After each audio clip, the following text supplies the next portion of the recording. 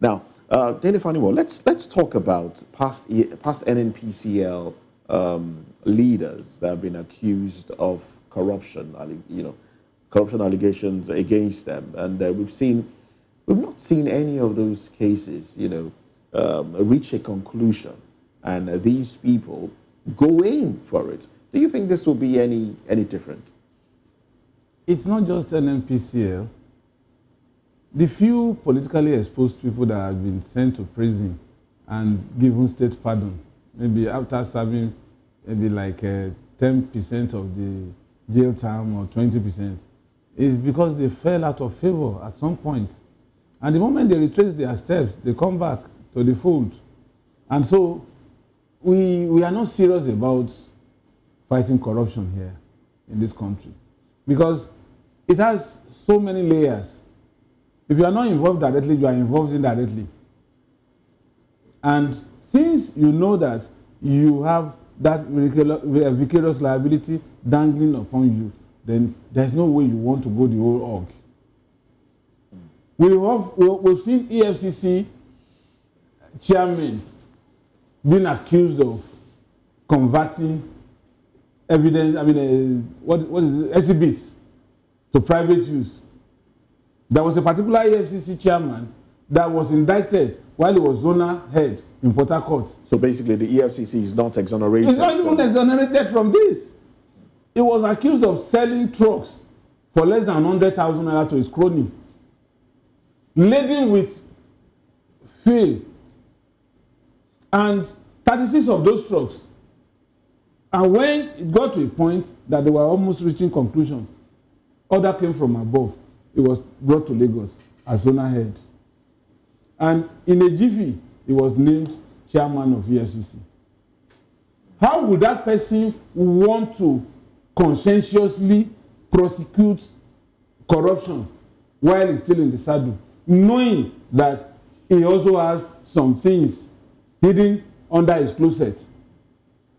So this Mele Kyari thing, those who benefit directly or indirectly from NNPC will not allow such thing to come into the public domain because they know that it's like stripping the whole of the executive, the legislative arm, and even the judiciary of whatever integrity they claim to have.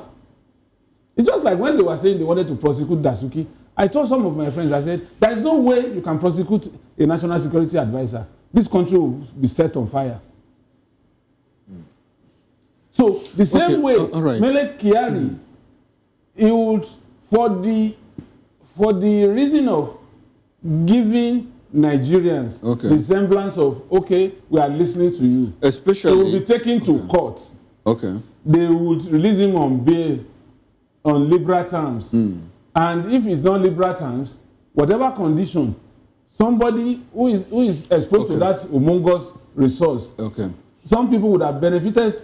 So more like corruption fighting back. Yes. Now, there are underlying issues that you have raised, and I like that.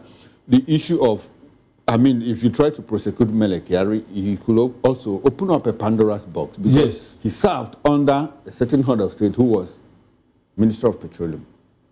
And the current Minister of Petroleum is also under president. So probably he took orders from them and all of that. Now, within the context of all of that, how best do you think that we can fight corruption with EFCC? EFCC is supervised by the Ministry of Justice, headed by the Attorney General of the Federation. Who is under the president? Who is under the president. And I keep going back to Singapore, where Lee Kuan Yew was able to fight corruption successively.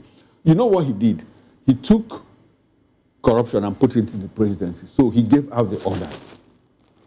Do you think we can follow that route in fighting corruption in Nigeria? And will it work? You see, it starts with the mindset. Okay. Whose mindset now? The president. Okay. It starts with the president's mindset that, look, in all of this, somebody has to kiss the bullet for the survival of this country. And if it falls on me to want to kiss the bullet, and for God's sake, what is there to live for if I'm not leaving a legacy that Nigeria, after my watch, would will be able to say, we are here. And Nigerians will be able to say, I was here during this period, and now I'm here.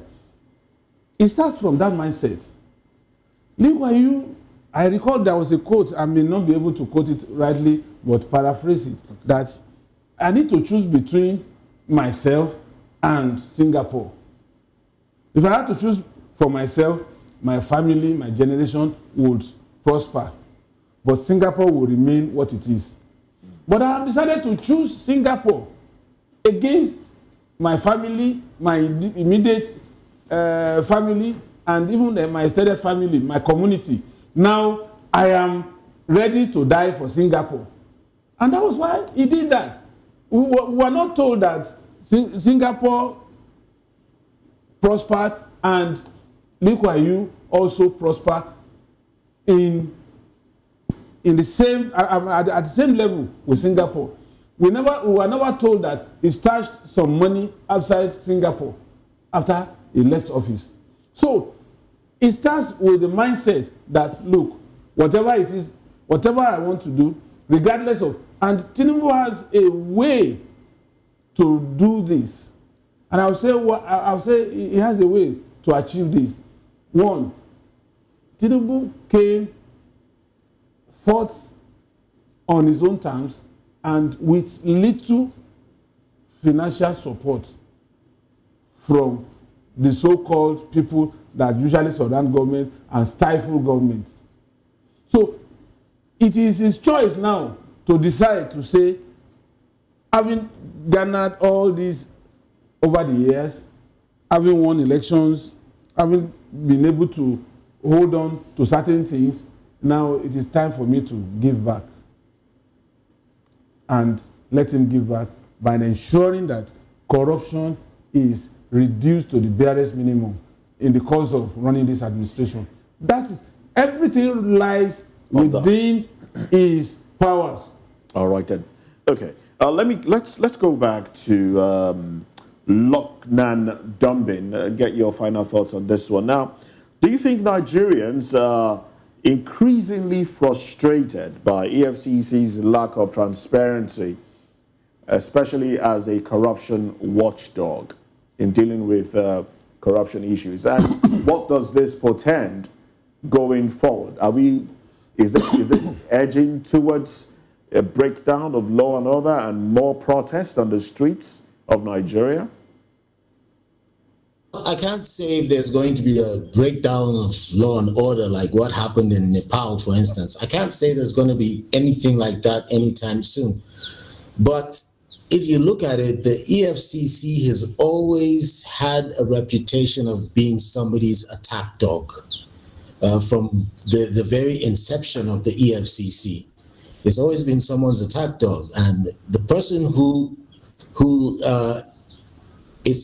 commands the EFCC, who's the dog whisperer, is usually whoever's in charge. For instance, I could be in charge and I would blow the whistle and they'd attack you if I wanted them to, whether justified or not. And let me go back to what my other colleague said about Lee Kuan Yew of Singapore. I was reading his memoirs and he gave an instance where they had gone for the United Nations General Assembly. And he flew economy class. And he got there and he saw some African countries who came in chartered planes. And Lee Kuan Yew, he wrote in that book, he said, how are these people going to develop? And that's a very good question. We're not developing like we should.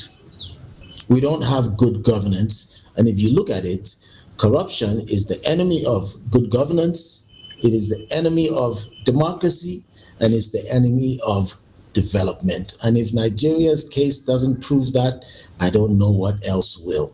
So the future, unless we change the system, unless we get somebody who is selfless and will not put himself first, unless we get a bunch of people like that, but of course it starts from the top.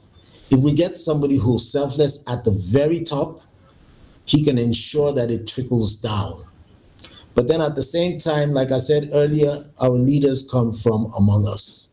And this thing, quite honestly, is a mentality which thrives among the people.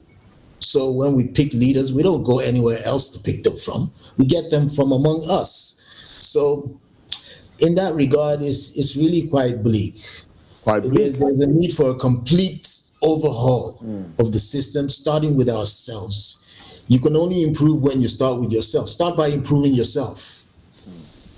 And only then will society in general at large improve. And so far, we really don't have anything like that. So, yeah, it looks quite bleak in the future. Quite bleak, you say. Well, thank you very much for your thoughts now. Now, let's get to another conversation, our third conversation for the morning. There was a fire outbreak at Afriland Plaza, and some people lost their lives in that one. We have the FIRS lost some staffers, 4 staffers actually. UBA also has a section. They also occupy a floor in that plaza. They also lost staff. Let's talk about fire incidents and what can be done differently to ensure that this doesn't happen again. Let's talk about this when we come back. Join us again.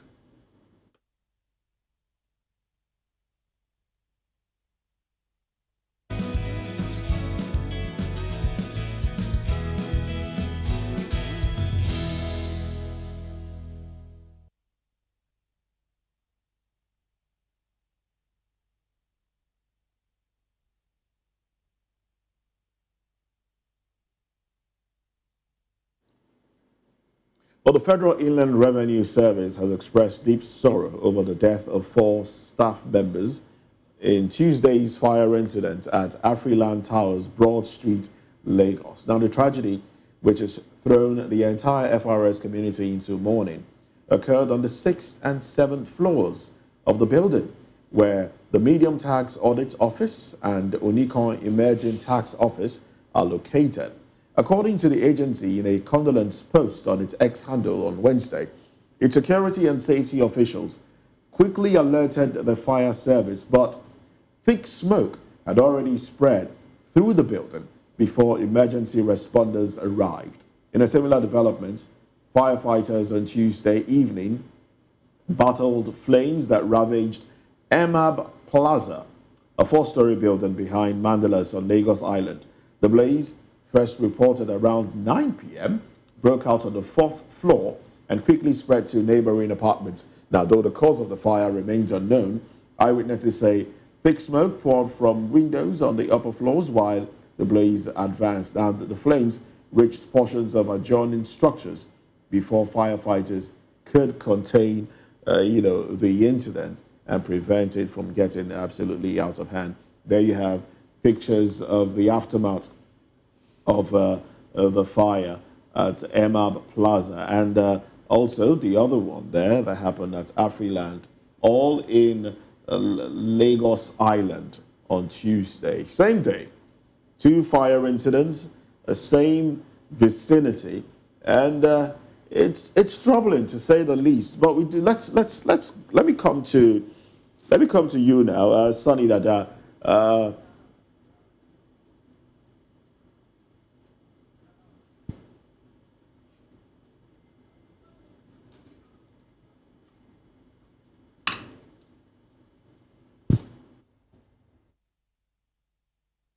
Let's stay with you, Delifanimo. Now, this is a situation where, some Nigerians have said. Now, I went to on Sunday. I went to a popular supermarket, and then somewhere in Ilukbeju, I got in there, and I saw tenders, fire tenders. Is it tender they call it? No, it's not tender. Is the truck they call fire tender? Yes, it's not tender. What's the name for it? This extinguisher. No. This structure on the ground. Okay, the prototype. The name just skipped my memory now. It's not. It's not tender. It's hydrant. Hydrant. Thank you very much. The hydrant is on the. It's there, and it makes it easier for you to fight fire when there is one. The tender could be brought in by the fire service. Even if they don't have water, they could easily connect the hose to that. But we don't have that in a lot of buildings. We don't have that on our streets. If you go to other climes, you see that on the streets. And those things are connected to some sort of, pump. Water source. Yes, on the ground. And it makes it easier to fight fires. What are we not doing? What can we do differently? Rather, let me put it that way. Let's start with what to ensure that we don't have. What are we doing wrongly? Okay. Before we arrive at what we should do. Go ahead, please. Now, fire incidents had been part of us all through the 80s, 70s, 80s, and up till now. But we have not learned a single lesson from it. You remember the net fire, National External Communication. Yes, in Broad Street. In Broad Street, this same Broad Street. And then there was another fire incident that happened some years back too, around this Broad Street. Now, the question is, why the fire? Because of economic hardship, some offices had been converted to private residence. You see people building makeshift apartments around an office like this. And those who are supposed to enforce the law to evacuate those people would turn a blind eye because palms had been greased. There should be some level of space between a high-rise and another building next to it. But what you get is the other building had been existing, and then a developer will come and say he wants to buy this house owned by ancestors, pull it down and develop high-rise building within the vicinity of that place. Who gives that approval? That itself is a challenge, truly. Now, who gives the approval? Is it not the same government?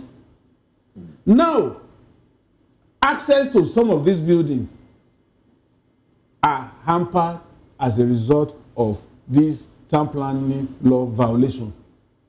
That's one part. Two, electricity supply is erratic.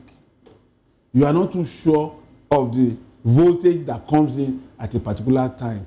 And when they are advised to make sure that they have a step-down equipment that will step down the volume of voltage that is being released from the grid to that particular area, they will never buy.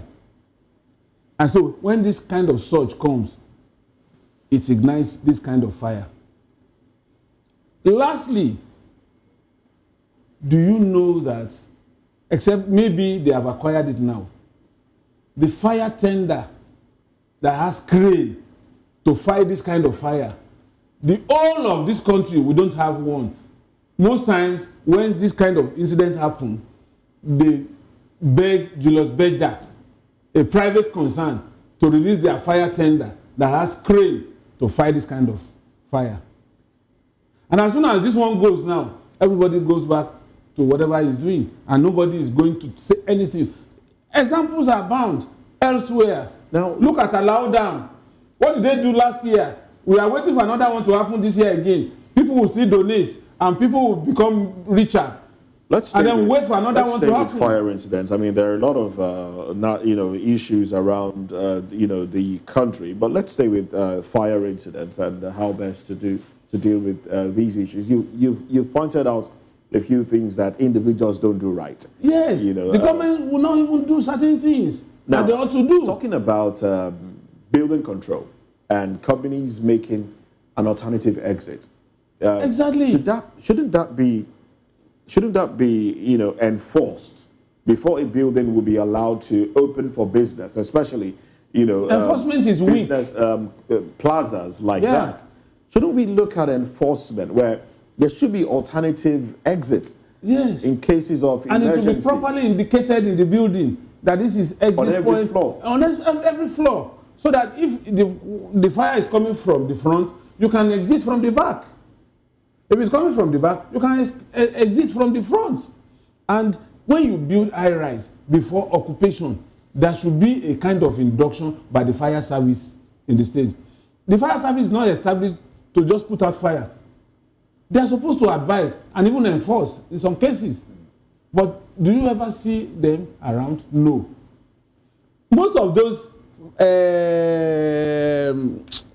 fire extinguishers and what did you call the other one? Hydrants. Go to them. You notice that. Just read and you notice that they have been manufactured 10, 15 years ago and they have expired. So if fire happens and you just pick a fire extinguisher, you find out that nothing is going to work because it's expired. Whereas the fire service should monitor and inspect premises like that constantly to be sure that I think I saw them around this building last year coming to inspect the fire extinguishers. Okay. But how many states, how many companies, you know? So when you cut corners, the corner will cut you one day.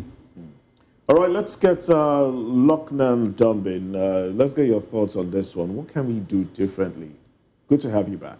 What can we do differently to ensure that we don't have a repeat of such incidents where fire would ravage a building and before the fire service gets there, it will take a whole lot, and the people will now, the victims will now depend on people from the neighborhood who have no experience in fighting fires to help save them. I beg your pardon.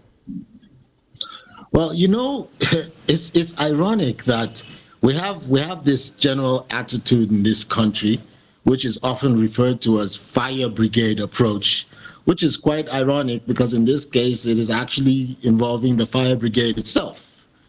Now, from what I gather, the place in Broad Street where this happened, there was no fire station nearby. They had to come from somewhere after, I think, Morocco area, or Niru, I think, from what I gather, which, going by Lagos standards with all the traffic and everything, that's quite a distance.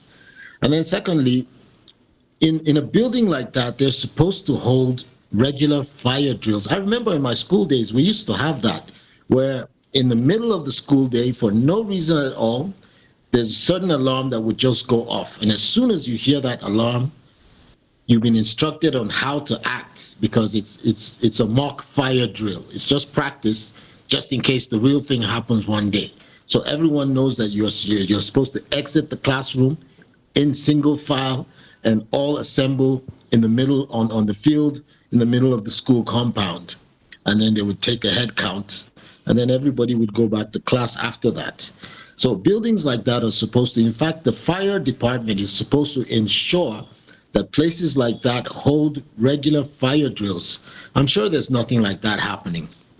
I remember some years back, I was interviewing a state governor on the air.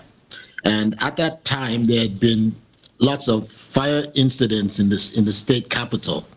That month, there were lots of fire incidents, including our own premises. We had a fire then. So during this interview, I asked the governor, I said, why don't they install fire hydrants around the city? You know what the state governor told me? He said, that wouldn't work in Nigeria. He said, that only works abroad. It doesn't work in Nigeria. But when you think about it... Why so? Is it because our streets are not planned originally? Is that why? Can't we start from somewhere? Of course we could. It can be done. It can. Now, first of all, we're in River State, a place where the water table is rather high. You could actually have a reservoir strictly for the fire hydrants. That could be done. It doesn't have to be potable water. Nobody has to drink it. It could be done where they have their own line. Whenever there's a fire, the fire truck just comes, attaches their hose, and off with the fire. I've also seen many cases where they actually show up without any water. Can you believe that, my brother? Of course. Imagine a fire engine going there without water. There was one incident where that happened and the people around the neighborhood got so angry they chased them away. It's that bad. So we have a general, we have problems when it comes. We have a poor maintenance culture.